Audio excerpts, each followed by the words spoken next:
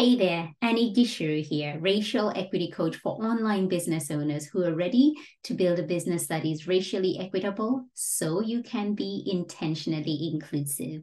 Today's lesson is around a motivational mantra that I often hear in our personal development and coaching industry that says, if I can, so can you. If I was able to do this, then anybody can do this. And I want to talk about why this motivational mantra could be disconnecting you with other clients who do not have the same privileges that you do. So I understand that this motivation comes from a place of wanting to inspire, sharing the things that have worked for you because you want others to be able to have the same success that you have. And I have been really excited to be able to plug into some of these nuggets, this wisdom that is shared around, this is what I did to, kind of break free from this self-limiting beliefs. This is what I've done to build this business from scratch to what it is today. And trying to apply that to myself or my business and seeing that there are certain things here that don't add up. I am doing what you've recommended, but it's just not adding up. And I have had cases where I'm supporting women of color in their journey to either building a business or any other personal areas that they're trying to unshackle those self-limiting beliefs so that they can step into a higher purpose for themselves, but finding that they're hitting a brick wall, particularly based on trying to adopt what somebody else has done to build themselves up or their business. So things like, this is a play-by-play description of what I did. And whilst that is great to know what worked for you, be aware as you're sharing this, that this might not be something that works for everybody. And so how can you be more inclusive or more sensitive to the fact that if you're supporting people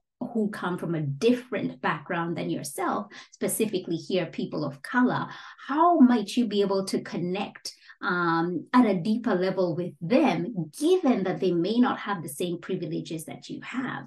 It is understanding what are the challenges, the setbacks, and the barriers they may be facing. Because for you, you may be saying, this is what I did to grow my business. I used video, and video allowed me to connect with people at a deeper level. It allowed me to build trust and build rapport. And so this is what has led to them saying yes and me working together with them. But not everybody is confident with video. Not everybody is confident showing up and speaking in the way that you speak. And going back to, serving people of color, these are people who English, a lot of them is their second language or their third language or fourth language because they are multilingual. How will they be able to speak confidently if they're choosing to speak in English? How will they show up confidently on camera? What if their area of expertise or the area where they're stronger is in writing? How are you then able to support them as somebody who is a space holder, somebody who is sharing your skills of trying to help them move to the next level? How are you able to identify those barriers that might get in the way and still bring out the best in them and still help them,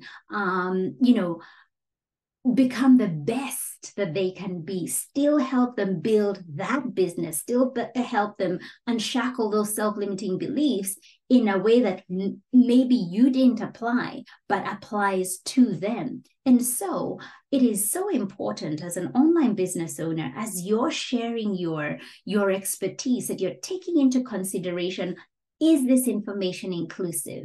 Is this something that would work for somebody who is different from me, who may not have the same access that I have, who may not move in the same circles that I have, because again, there's privilege of belonging to certain rooms that others may not belong to, having connections, having access to people and knowing people who are in spaces that will open doors for you, having your name said in rooms that you are already a part of. What about that person who doesn't have that access? How can you still be a support to them and what you're sharing still be relevant to them? These are the things that you really need to consider as you grow your business, as you're being an influencer, as you are being that coach to them. How can you be that deeper support to them? And so if this is something that you hadn't considered and you're thinking, you know what, Annie, yes, I have been that person who has been like, this is the step-by-step process that I took to grow my business. And I've never really looked at it from that perspective. What can I do to be more inclusive? What can I do to begin to attract and even serve at a deeper level people who come from a different racial background than me? Well, that's why I created my signature program called Represented. It is a 10-week program that walks you through the process of uncovering your implicit biases, the things that you did not know about yourself, and the areas where you could be having, you could be looking at things from a stereotypical perspective, you could be prejudiced about, and it just makes you more aware. It then walks you through how you can do a business audit of how inclusive are you, and an audit on a personal basis to see where are the areas in my life that I am excluding and I could do better. Case in point, where are the areas in my business that I am excluding? Here being my content, where I tend to talk about this and not taking into consideration that it may not apply to somebody who may not have the same privileges that I do. How can I do better? And then my program also walks you through how to be consciously inclusive, because to be inclusive is something that you have to do consciously. It's not something that will automatically happen. You have to be conscious. You have to create time for it, and you have to invest money in it so that you can become better. And when you become better, you become that genuine ally that is needed in this journey of creating businesses that are racially equitable so they can be intentionally inclusive.